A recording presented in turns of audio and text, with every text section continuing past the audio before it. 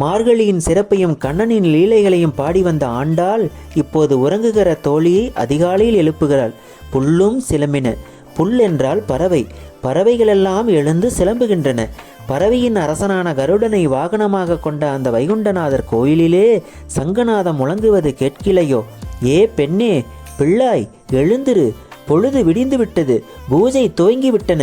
அக்காலத்தில் குழந்தை கண்ணனாக இருந்தபோது அவனை அழிப்பதற்காக முளையிலே நஞ்சு தடவி பால் கொடுக்க வந்த பூதனையை அழித்த அந்த மாதவன், மாட்டு வண்டியாக வந்த சகடாசுரனை உதைத்தே கொன்ற அந்த உத்தமர், அவரே பார்க்கடலில் படுத்துறங்கும் பரந்தாமன்.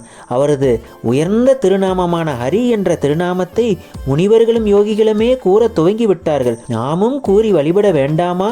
வா பெண்ணே என்கிறாள் ஆண்டாள். அதிகாலையில் எழுந்து நீராடி இறைவனை வழிபடுவோர் ஹரி என்ற ஒற்றை நாமத்தை கூறினாலே போதும் நலம் பெறலாம். ஆண்டாள் திருவடிகளே சரணம்.